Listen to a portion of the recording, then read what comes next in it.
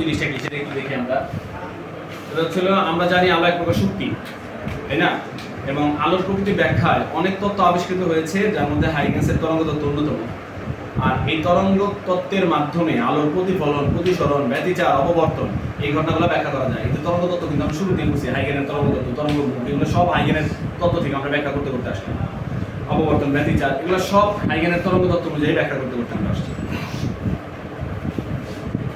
এখন কথা হচ্ছিল যে আলোর তরঙ্গ কি আর তরঙ্গ না অনুদৈর্ঘ্য তরঙ্গ, তা ব্যাখ্যা করা যায় না। আর তরঙ্গ না অনুদৈর্ঘ্য তরঙ্গ এগুলো বুঝো? আর তরঙ্গ কি অনুদৈর্ঘ্য তরঙ্গ কি এটা বুঝো?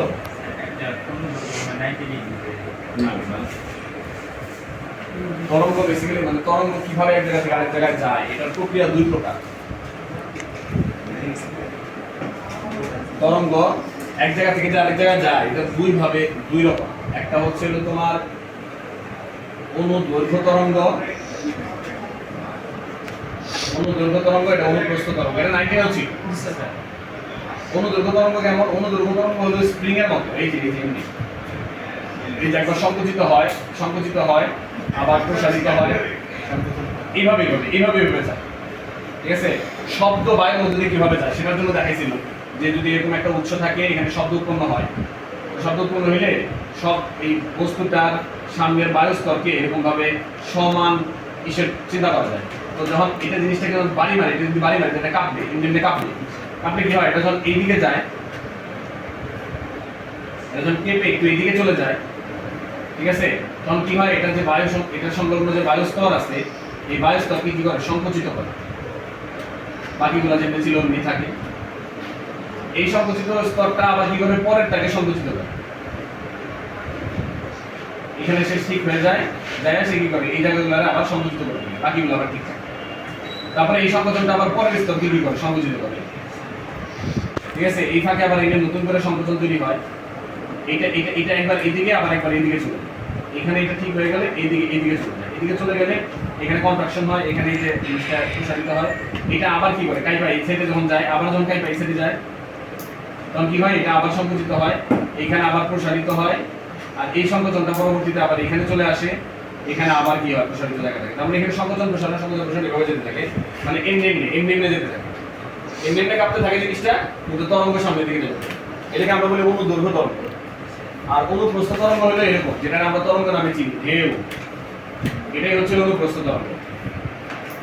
আর এখানে এখানে যে কণাগুলা আছে, এই কণাগুলা এমনি এই যে এমনি আপনার বলছে, এবারে এমনি। ঠিক আছে? দৈর্ঘ্য বরাবর, এটা দৈর্ঘ্য বরাবর। আর এটা হলো প্রস্থ বরাবর, এই যে প্রস্থ বরাবর।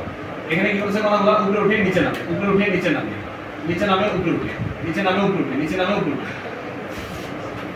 কণাগুলা যার যার জায়গা থেকে এবং প্রস্থ বরাবর কাঁপাকাঁপি করে, কিন্তু তরঙ্গ সামনের দিকে। তো তরঙ্গের সাথে এই কণাগুলোর যে কম্পন, এটা 90 ডিগ্রি অ্যাঙ্গেলে থাকে। ঠিক আছে? আর এখানে তরঙ্গের সাথে কণাগুলোর যে কম্পন, এটা 180 ডিগ্রি, 0 ডিগ্রি 180 ডিগ্রি। একই দিকে যায়, পিছনে আসলে 180, সামনে গেলে 0 180 ডিগ্রি। আর এখানে হলো 90 270 90 270 90 270 ডিগ্রি। ঠিক আছে? এই হলো ব্যাপার। তো আলো কি এইভাবে চলে না এইভাবে চলে? এইটা বিজ্ঞানীদের অনেক বড় একটা গবেষণার বিষয় ছিল, লম্বা সময় ধরে বিজ্ঞানীরা শিওর হতে পারে নাই যে আলো কি এমনি যায় না এমনি যায়। বুঝছো? তো এইটা এই সমবর্তন, আলোর সমবর্তন, এই যে সমবর্তন, এইটার মাধ্যমে প্রুফ করা যায় যে আলো এইটা না এইটা, মানে আলো এইভাবে যায় না এইভাবে যায়। ঠিক আছে? এবং এই আলোর সমবর্তনের ব্যাখ্যা, ঠিক আছে, কি করা যায় না? হাইগেনের তত্ত্ব দিয়ে প্রমাণ করা যায় না। কারণ হাইগেনের তত্ত্ব অনুযায়ী আলোটা এইভাবে চলে। হাইগেন আলোকে এইভাবে চিন্তা করতে পারে। বুঝতে পারছো? যাই হোক, তো কিভাবে দেখো, তো পরবর্তীকালে বিভিন্ন পরীক্ষণ, পর্যবেক্ষণ, বিশ্লেষণের মাধ্যমে প্রমাণিত হয়েছে আলোর তরঙ্গকে সমবর্তিত করা যায়, কিন্তু শব্দ তরঙ্গকে সমবর্তিত করা যায় না। সমবর্তন কনসেপ্টটা যাই হোক, এখনো তো পড়েই নাই, তবে আলোকে সমবর্তন করা যায়, শব্দকে সমবর্তন করা যায়। সুতরাং আলোক তরঙ্গ আর তরঙ্গ, আর শব্দ দৈর্ঘ্য, শব্দ কি? অনুদৈর্ঘ্য। শব্দ তরঙ্গ আকারে সঞ্চালিত হয়, আলো তরঙ্গ আকারে সঞ্চালিত হয়। শব্দ এইভাবে সঞ্চালিত হয়, আলো এইভাবে সঞ্চালিত হয়। ঠিক আছে? তো টুরবেলিন ক্যালাস হচ্ছে 6 বাহু বিশিষ্ট হালকা সবুজ রঙের এক ধরনের ক্যালাস, দেখবো আমরা একটু পরে ভিডিওতে। এটি অনেকগুলো ধাতব অক্সাইডের মিশ্রণে গঠিত। টুরবেলিন ক্যালাস পরীক্ষার দ্বারা আলোর সমবর্তন ব্যাখ্যা করা যায়। ঠিক আছে, তো আলো পজ করো দেখো, এই যে, এটা যদি থাকে তো এটা কি করতে পারে, যদি তুমি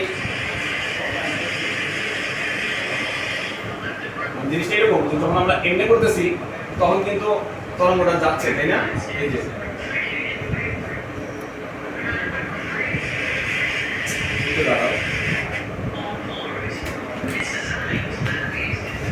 আচ্ছা, তাহলে আমরা এটা যদি আমরা এমনি দেখেছি, তাই না? কিন্তু তুমি যদি এমনি এমনি করতে থাকো তাহলে কি যাবে? যাচ্ছে যাচ্ছে, এটা হইতেছে, ওরকম ভাবে হইতেছে। আগে তো তরঙ্গটা এইভাবে যাচ্ছে, তাই না? এমনি এমনি বলে যাচ্ছে, যেতে পারতেছে নাকি? ঠিক আছে, তার মানে জিনিসটা হইলো তরঙ্গ তো এমনি এমনিও যেতে পারে, এটাও আর তরঙ্গ, আবার এমনি এমনি যেমন সাপের মতো ফ্লোরের মধ্যে সাপ যেমনি চলে অমনি ওটাও কিন্তু এই তরঙ্গ। তো লাইট থেকে যখন আলো উৎপন্ন হয়, উৎপন্ন হয়, তখন এই আলোগুলা সব দিকে তরঙ্গ আকারে সঞ্চারিত হয়। মানে এখানে যতগুলা তল কল্পনা করতে পারো তুমি, এখানে কতগুলা তল আছে, এই রুমের মধ্যে কতগুলা তল আছে? অসংখ্য তল আছে, অসংখ্য তল আছে। বুঝাই কেমনে? এটা একটা তল, এটা একটা তল, এটা একটা তল, এটা একটা তল, এটা একটা তল, এটা একটা তল, এটা একটা তল, তল তল তল তল তল তল তল তল তল তল তল, কোটি কোটি তল। বুঝতেছো? এভাবে আছে, একটুখানি বাঁকা হয়েছে আরেকটা তল হয়ে গেছে, একটুখানি বাঁকা হয়েছে আরেকটা তল হয়ে গেছে, একটুখানি বাঁকা হয়েছে আরেকটা তল হয়ে গেছে। অসংখ্য তল এমনি দেখে, এমনিও আছে, এই যে অসংখ্য তল, অসংখ্য তল তৈরি করছে। বুঝছো? এরকম ওই সব তলে অসংখ্য তল দিয়ে, ওই অসংখ্য তলে আলো কি হইতেছে আসতেছে। আমি একটা জিনিস, সাপ এমনি এমনি এমনি যাবে, এই ফ্লোর না থাকলে পারবে? সাপ যখন এমনি এমনি যাচ্ছে, তাই না? সাপ যখন এই মোডের মধ্যে যাবে তখন সে এমনি এমনি যাবে, ঠিক আছে? বা এমনি এমনি যাবে, তো এমনি তো যেতে পারবে, এমনি পারবে? আয়া সিদ্ধি করে দেবে, তুমি বাইরে যাবো খাওয়ার মধ্যে বানাচ্ছে না। এমনি যদি একটা তল থাকে তাহলে সাপ কি করবে? এমনি যেতে পারবে, মানে এটার মধ্যে সাপোর্ট দিয়ে যেতে পারবে, এমনি যেতে পারবে। কথা বুঝে গেছে? জিনিসটা এরকম। এটা বোঝানোর জন্য পোলারাইজার ব্যবহার হচ্ছে, ঠিক আছে?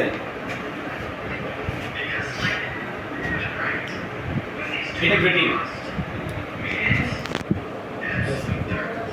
মজা দেখছো? এখন কিন্তু তুমি স্বচ্ছ, তাই না? স্বচ্ছ জিনিসটা, ওর ব্যাটারি দেখতেছো না, এটা তো ব্যাটারি দেখতেছো, হ্যাঁ? মজা দাও কি হলো ঘটনা? দুই দাগ মিলে গেছে, কি দুই দাগ দিয়েছে?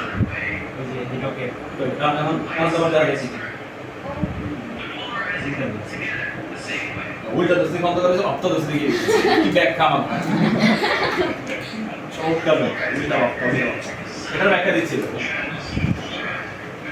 তো পোলারাইজার তো মানে যেটা করে, যে ওই রেটিং যেটা করে যেটা হচ্ছিল কি, এটাকে সহজে কি করতে নেয়, শুধু একটা তরঙ্গের দৈর্ঘ্যকে পাস করার অনুমতি দেয়। তো ওইখানে যে জিনিসটা দেখাইছিল, দুইটা কেন এইভাবে দাগ কাটা আছে একটার মধ্যে, এমনি দাগ কাটা আছে একটা, বুঝছো? তো আলো এই যে এইটার মধ্য দিয়ে পাস করতে পারে, আবার নাহলে এটার মধ্যে পাস করতে, এটা দুইটা তলে।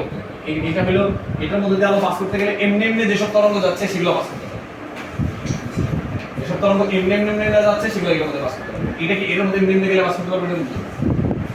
আবার এটার মধ্যে যারা এমনি যাচ্ছে তারা পাস করতে পারবে, কিন্তু এটার মধ্যে এমনি গেলে পাস করতে পারবে, ওই জায়গায় গেছে দেখলাম। তো এই পোলারাইজারগুলোর বৈশিষ্ট্য হলো এরা আলোকে একটা তলে পাস করার অনুমতি দেয়, একটা সিঙ্গেল প্লেনে আলোকে চলতে অনুমতি দেয়। কারণ এইটা আর এইটা যখন মিলে গেছে তখন অ্যাকচুয়ালি না যারা এমনি আছে তারাও যেতে পারছে, আর না যারা এমনি আছে তারাও যেতে পারছে। আর এমনি যারা যাইতেছিল তারা তো ইন্দাও যাই পারবো না, উইন্ডো যাবো, মানে এমনি যারা যাইতেছে, যারা যাইতেছে এমনি জ্বালা যাইতেছে তার তো কেউ যেতে পারবে না, ঠিক আছে? তো সব আলোরে ব্লক করে দিচ্ছে, এটা মিলে গেছে, সব আলো ব্লক হয়ে গেছে, সব আলো ব্লক হয়ে যাওয়ার কারণে অন্ধকার। কিন্তু যখন আমরা এটা ঘুরাই দিয়ে এমনি দিচ্ছে তখন তো যদি একই প্লেন হয়ে যাচ্ছে, বাট এটা এমনি করে ঘুরাই দিয়ে এমনি দিয়ে দিচ্ছে তখন তো একই প্লেন হয়ে যাচ্ছে।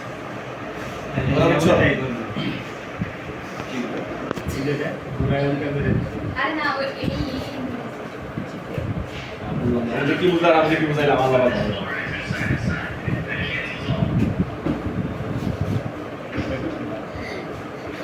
ঠিক আছে, বুঝে মজা করলো না, মজাই করলো না, সিরিয়াসলি করলো, এটা বললাম না।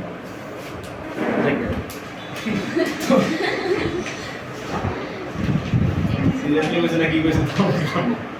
এবার টুরমেলিন ক্যালাস হচ্ছিল এমন একটা জিনিস যেটা এই পোলারাইজারের মতো আচরণ করে, মানে গ্রেডিং ছাড়াই এরকম আচরণ করে, গ্রেডিং এর মতো আচরণ করে। এটা গ্রেডিং না অ্যাকচুয়ালি, কিন্তু এটা গ্রেডিং এর মতো আচরণ করে, ঠিক আছে?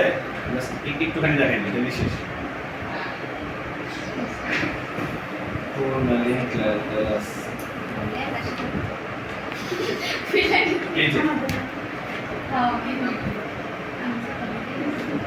এই যে এটা টুরমেলিন ক্যালাস, বুঝছো?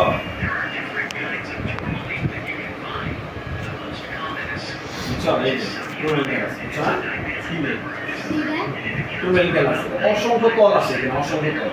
এটা একটা তলে আলোকে পাস হয়ে যাবে, জিনিসটা অটোমেটিক্যালি মানে অটো গ্রেডিং এর মতো কাজ করে। এই জিনিসটা নিজেই গ্রেডিং, এটা শুধুমাত্র একটা তলে আলোকে পাস হওয়ার অনুমতি দেয়, বুঝছো? এটি কি? টুরমেলিন ক্যালাস, এই যে যেটা আলোর সমবর্তনের জন্য। এটার মধ্যে এটাকে যখন ধরা হয় আলোর মধ্যে, ঠিক আছে, তখন এটা শুধুমাত্র আলোকে একটা তলে পাস হওয়ার অনুমতি দেয়। এটা অটোমেটিক্যালি এরকম ভাবে হয়, এরকম ভাবে বা এরকম ভাবে পাস হওয়ার অনুমতি দেয়। বুঝতে পারছো?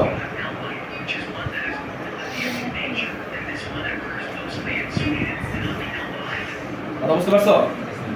তো ঘটনা যেটা হয়, যেরকম একটা টুরমেলিন ক্যালাস, আলো এখানে দেখাচ্ছি, চিত্রটা আমি দেখাই, কারণ আমি আঁকতে যাবো না, এক্ষেত্রে বুঝতে সহজ হবে।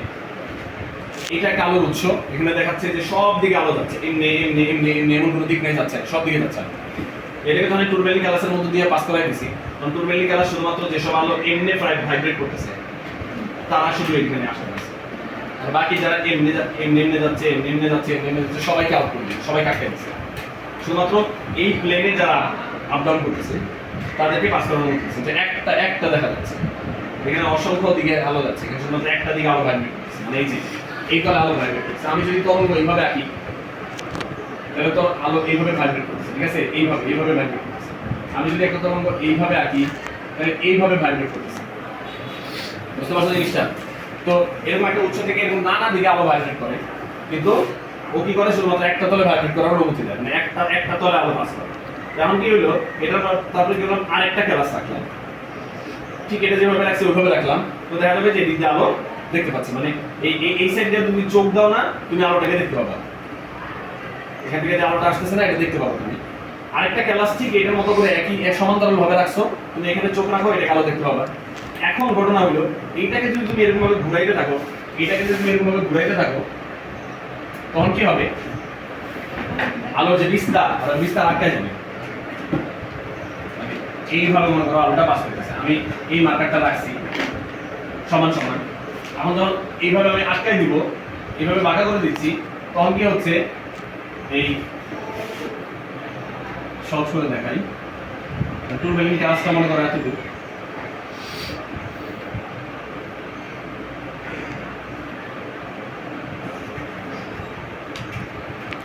সমান যখন এটাকে বাঁকাই দিচ্ছি তখন কি হবে,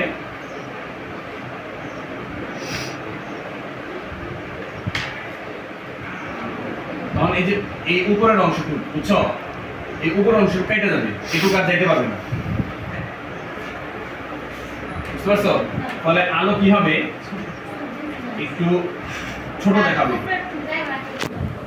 কেমনে যাইব, একটু সাইজ একটু কি, মানে আলো তো এতটুকু বিস্তারের আলোটার মধ্যে পাস করতে পারবে, উপরে টুক তো গেছে, বাইরে দিকটা গেছে, তাহলে এতটুকু আলো আমরা দেখতে পাবো, এতটুকু বিস্তারের আলো দেখতে পাবো, মানে আলোর উজ্জ্বলতা একটু কমে যাবে, বিস্তার যত কম হয় আলোর উজ্জ্বলতা তত কম। আরো যদি ঘুরাই, আরেকটু ঘুরাই দিলাম,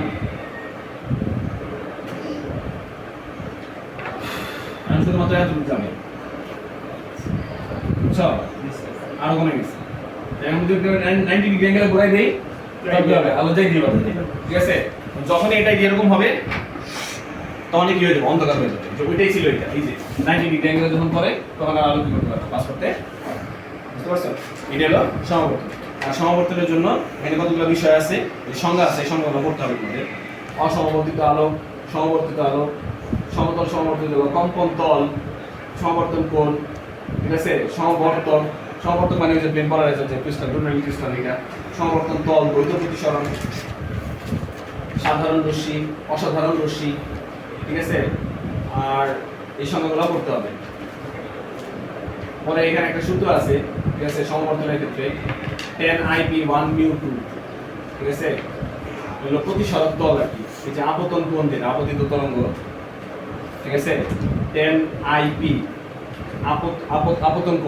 কোণ তো ছিল তোমরা জানতে পড়ছো তো সেইভাবে গেছে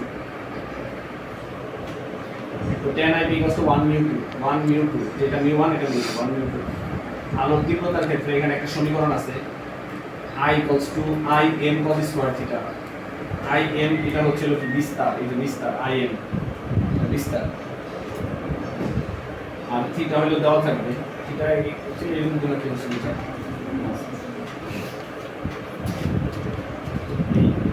এটা